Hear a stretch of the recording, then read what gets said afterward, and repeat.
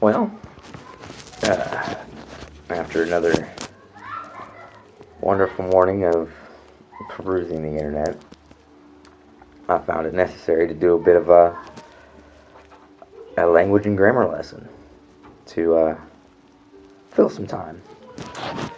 Now, I'm going to read something that seems to be the least read thing in the history of the United States, and then we're going to talk about it a little bit.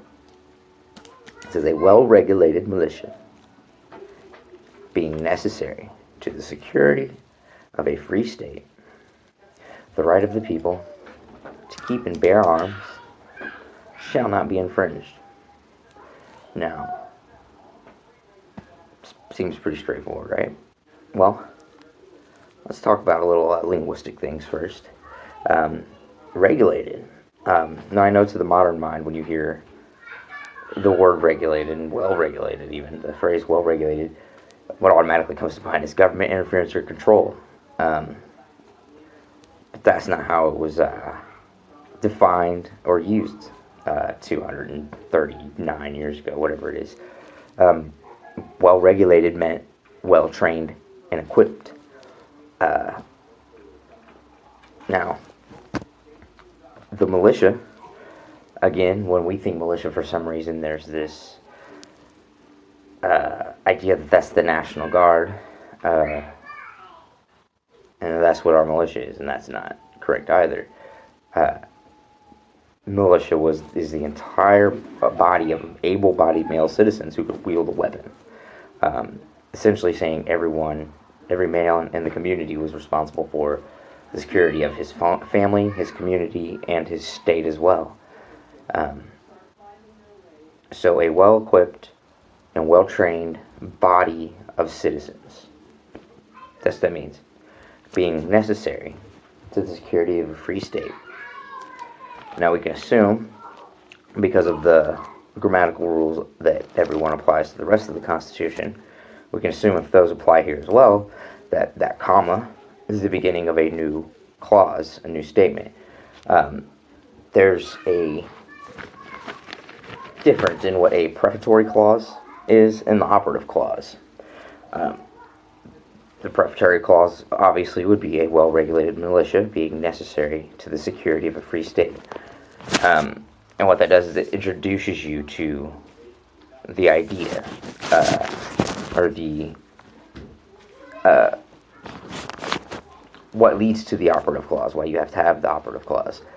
And since a well-regulated or well-trained and equipped body of citizens is necessary to the security of a free state, you get into the operative clause, which would be the right of the people to keep and bear arms shall not be infringed. Now, to make this a little clearer for people who don't know what prefatory means and don't know what introduction means, because that's what it means, and I think I said that, and they don't know what operative means, and they don't know the difference, we're going to put it this way.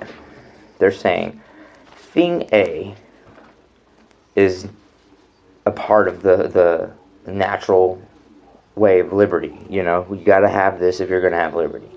This is the thing most important.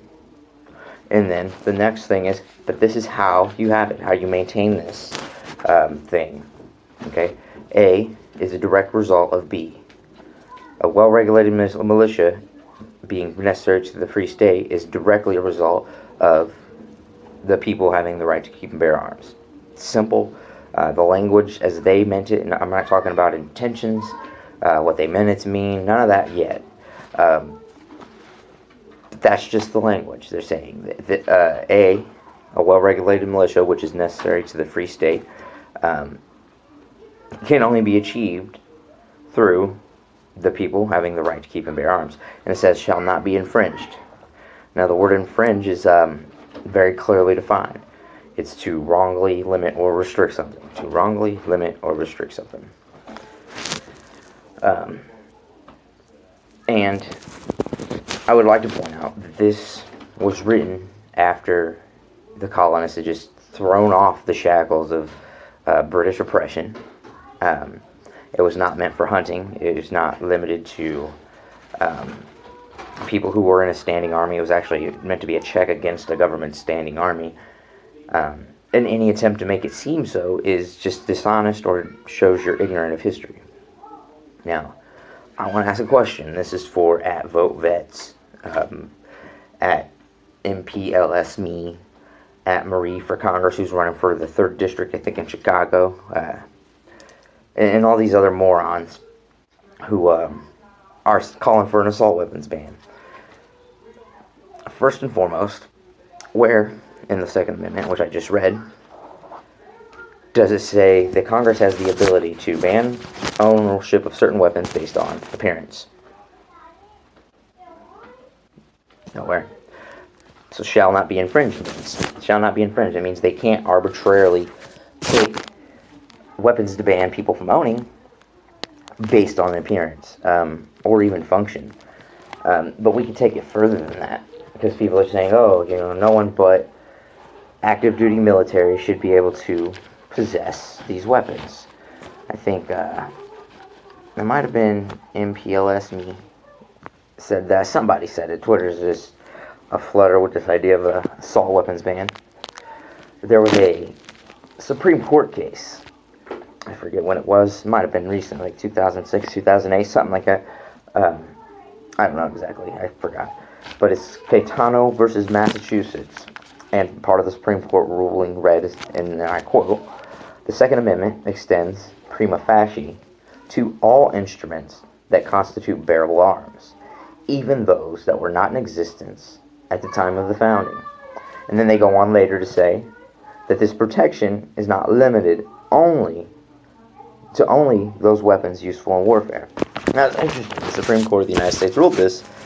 If our founding fathers didn't intend for weapons of war to be in private hands, and if our founding fathers never envisioned, advances in weapon technology, which is absurd. Like, I highly doubt they thought the ball and powder was the pinnacle of weapons. Benjamin Franklin invented like a bazillion things, so they know, things advance.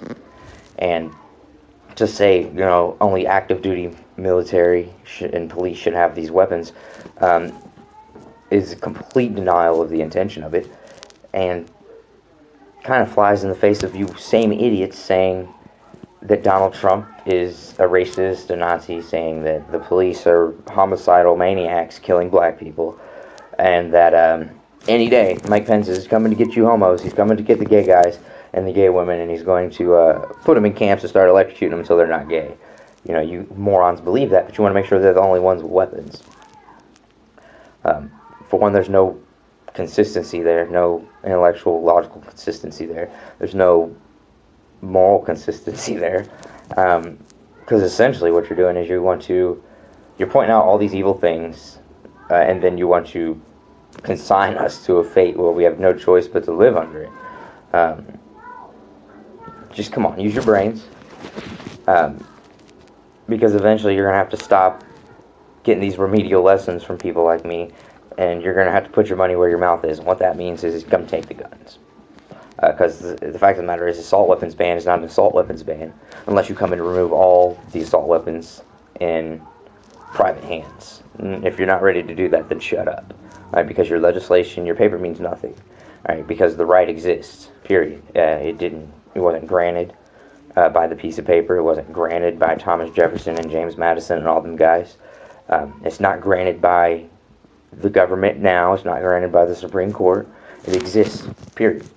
This is merely another way to further secure it, to take away the deniability, the denial of this right by people who would get more power. So come and take them, or shut up. Because even if you do ban them, you gotta come and get them. And then until you come and get them, they're not banned. Disarm yourself if you want. Make it easy for the government and for criminals to have their way with you. But don't try to enforce your lunacy on us and make victims of us. So, with that being said, one final thing. You're telling me we're going to get gun policy from the same kids who started the Tide Pod Challenge. Eating laundry detergent has seriously affected their brains. Or liberals are carefully manipulating these children, but they would never do that, would they? Only time will tell. But have a nice day.